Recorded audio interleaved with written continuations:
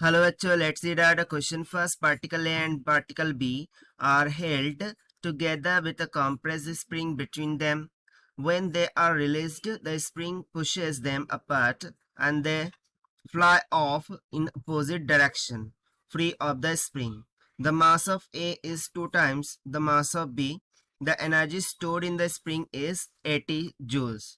सो देखिए basically according to question हमें क्या बोल रहा है कि दो पार्टिकल्स है. लेट सपोज कि पार्टिकल ए हो गया, ठीक है. इसको स्प्रिंग के द्वारा एक दूसरे पार्टिकल बी से इस तरीके से कनेक्ट कर दिया गया और जब हम इसे रिलीज करते हैं तो ये अपोजिट डायरेक्शन में फ्लाई ऑफ कर जाते हैं, यानी कि ये वाली डायरेक्शन में, ठीक है ना. और यहाँ पर बोल रहा है कि मास ऑफ ए, ठीक है, mass of A is 2 times the mass of the B. ठीक है, इतना कंसेप्ट क्लियर हो गया.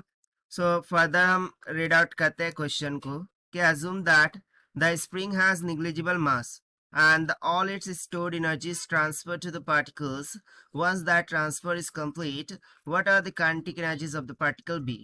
So देखिए यहाँ पर क्या बोल रहा है कि यदि हमें अज्यूम करें स्प्रिंग का मास निग्लिजिबल है तो सभी के सभी जो एनर्जी स्टोर्ड हुई है वो किस पर ट्रांसफर हुई है, पार्टिकल्स पर, यानी कि ए और बी पर. सो ए और बी की एनर्जीज क्या होंगी, यहाँ पर सिर्फ बी की एनर्जी बोला है, हम ए की भी कैलकुलेट कर लेंगे, ठीक है. सो वो जो एनर्जीज होंगी kinetic energies of A and B वो हमें कैलकुलेट करके बताना है. और साथ साथ आप यहाँ पर देखेंगे जो energy store in the spring वो हमें देख रखा है, दैट इज 80 जूल. तो इसको हम साइड में लिख कर रख लेते हैं कि energy stored by the spring is given to us, that is 80 joule. तो चलिए स्टार्ट करते हैं हम सोल्यूशन से. But before of it, let's talk about the key concept which we are going to use here for this question. So सबसे पहले तो हम यहाँ पर यूज करेंगे एनर्जी कंजर्वेशन का कॉन्सेप्ट, ठीक है.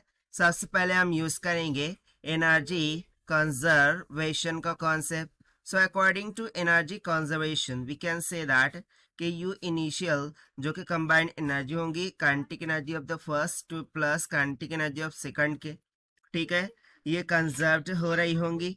While if you see that, so वही इनिशियल एनर्जी यहाँ पर हमें दे रखी है 80 ऑफ जूल की इक्वल, जिसके अकॉर्डिंग हमें यहाँ पर फाइंड करना होगा. And then we will apply the momentum conservation, क्योंकि एक्सटर्नल फोर्स नहीं है, यानी कि initial momentum should be equals to the final momentum, ठीक है ना. सो स्टार्ट करते हैं हम यहाँ से. तो सबसे पहले मैंने एनर्जी कंजर्वेशन को लगा दिया. So as you can see that हमें दे रखा है कि लेट सपोज कि जो ए का मास है, ठीक है, वो m2 है और बी का मास जो है वो m1 है. सो यहाँ से मैं लिख सकता हूँ ना कि m2 will be equals to twice of m1, ठीक है, from this second equation. So here we can able to find that यदि मैं मोमेंटम अप्लाई करूँ कि initial momentum is equals to final momentum. So initially दोनों ही rest पर थे, यानी कि कोई भी मोमेंटम का नहीं होगा, that means it will be zero. And finally क्या हो जाएगा, m1 v1 vector plus m2 v2 vector, ठीक है. सो यहाँ से मुझे एक रिलेशन मिल जाएगा, क्या, यदि मैं m2 is equal twice of m1 रख दूं, सो मैं बोल सकता हूँ कि magnitude of v1 will be equals to 2 times of magnitude of v2 vector के इक्वल हो जाएगा, ठीक है, which in turns gives that कि magnitude of v1 is equals to v1 के इक्वल एंड लाइकवाइज, ठीक है. सो अब हम स्टार्ट करते हैं यहाँ से काइनेटिक एनर्जीज को फाइंड आउट करना. सो यहाँ से मैं यदि बोलूँ कि k1 this will be equals to क्या होगा, 1/2 टाइम्स ऑफ m1 v1 का whole square. So that will be equals to 1/2 of ना m1 कितना है, सो m1 will be 1/2 of m2 होगा. सो यहाँ पर हो जाएगा 1/2 of m2 in another bracket v1 कितना आया था, 2 टाइम्स ऑफ v2 का होल स्क्वायर. सो हो जाएगा 2 टाइम v2 का whole square. So that will be equals to 2 times of in bracket 1/2 of m2 v2 का होल स्क्वायर, और m2 v2 का होल स्क्वायर ये क्या है, k2, यानी कि k1 यहाँ से कितना निकल के आ गया, 2 टाइम्स ऑफ k2 के इक्वल, ठीक है. सो अब फर्दर हम सिंप्लीफाई करते हैं. सो लेट्स से कि मुझे ए पार्ट में, या फिर मैं यहाँ से बोलता हूँ कि यदि मैं kinetic energy of the first particle that is a की फाइंड करूँ, that is let's say k1 is equals to 2k2 आया है ना, इसको मैं equation ui is equals to जो के था k1 प्लस में K2 के इक्वल, यानी कि initial energy is equals to दोनों पार्टिकल्स की काइनेटिक एनर्जी के बराबर था, ठीक है ना। सो इसमें यदि मैं सब्स्टिट्यूट कर दूं K1 की वैल्यू, तो मुझे U इनिशियल कितना मिल जाएगा, 2 टाइम्स ऑफ K2 प्लस में K2, सो ये हो जाएगा 3 times of K2, that will be equals to U initial, वो कितना था, वो हमें दे रखा था 80 ऑफ जूल के इक्वल, राइट।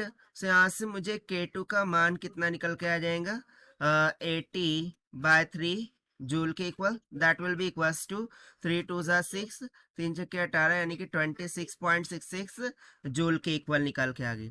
सो ये तो आ गई हमारे पास किसकी, K2 हमने किसकी माना था, A की, क्योंकि इसको हम 2 लेकर चल रहे हैं, ठीक है, डू रिमेम्बर, इसको हम 2 पॉइंट लेकर चल रहे हैं, इसको 1 पॉइंट। सो ये K2 किसकी आई है, पार्टिकल A की काइनेटिक एनर्जी, बट मुझे सिर्फ पार्टिकल B की काइनेटिक एनर्जी पूछा था। सो यहाँ से मैं बोल दूंगा कि particle B, okay, particle B kinetic energy वो क्या थी, K1, and that is nothing but equals to 2 times of K2 थी। So this will be equals to 2 times of K2, कितना निकल के आया है, 26.66 joule.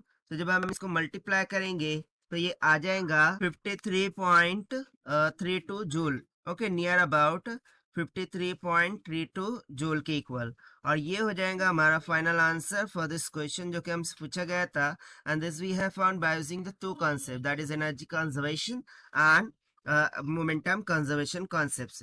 So this is the required solution. I hope you understood well. Best of luck. Thank you.